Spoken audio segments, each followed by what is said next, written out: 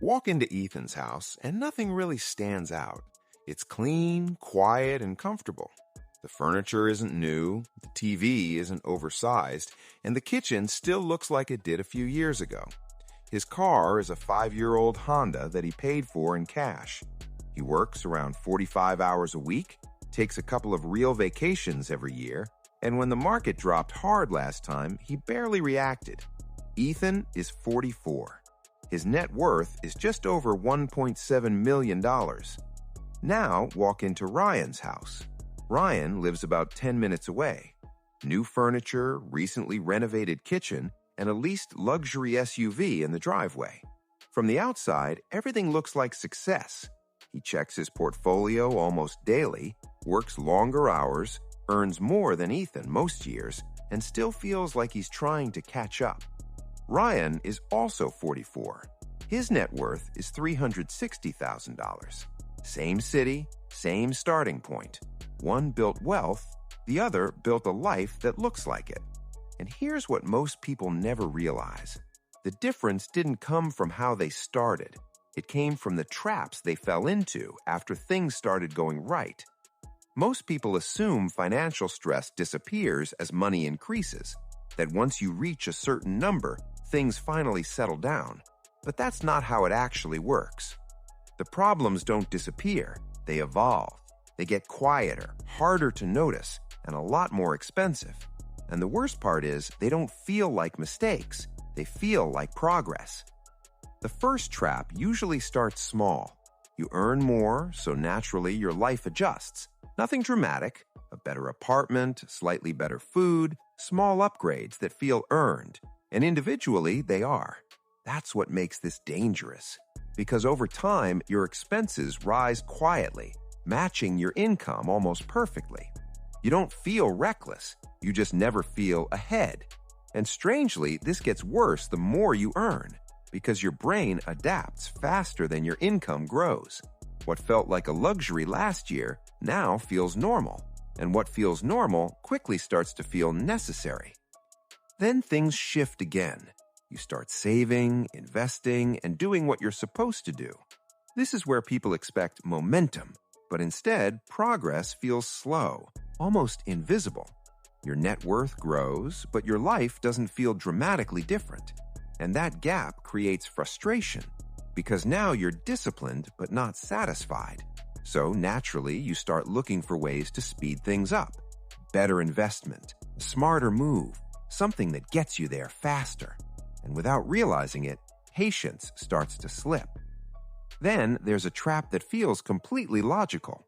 You invest in something that works, a stock, real estate, maybe even your own company. It performs well, so you lean into it. You trust it more. You put more into it. It becomes a bigger part of your financial identity. And eventually, it becomes too big. But it doesn't feel risky because it's been working. That's the illusion. Success makes concentration feel safe, right until it isn't. As things grow, another shift happens. Comparison. Not loud or obvious, just subtle. You start noticing people at your level, what they earn, how they live, what they invest in, and slowly your reference point changes. You stop measuring progress based on where you started and start measuring it based on people ahead of you, which means no matter how far you've come, it never quite feels like enough. Then comes something most people don't expect: complexity. More money doesn't just give you more options, it gives you more decisions. Where to invest, when to sell, how to structure things. And over time, managing money starts to feel heavier. You second guess more. You hesitate more. Not because you're incapable, but because there's too much to think about. At some point, all of this leads to a strange realization. You're doing better than you were before, but it doesn't feel like it. And that's where most people get stuck. Because they assume the solution is to do more, earn more, optimize more, fix more. But the real shift is different. Money doesn't remove pressure. It changes what you focus on. When you have less, you focus on survival. When you have more, you focus on optimization. And optimization doesn't have a finish line. There's always something to improve, something to adjust, another level to reach.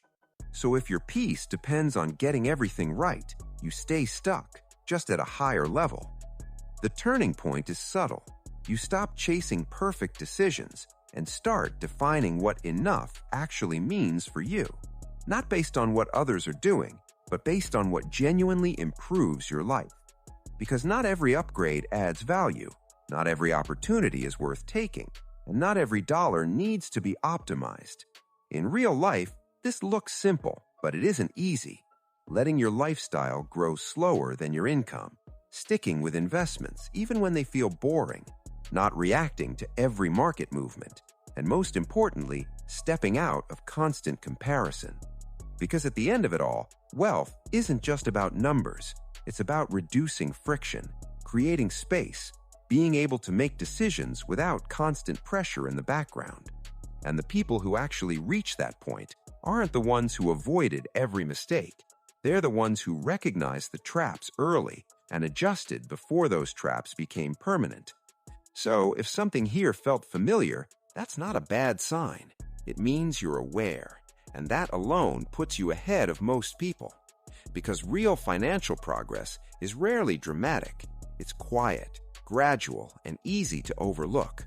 But over time, it changes everything that actually matters.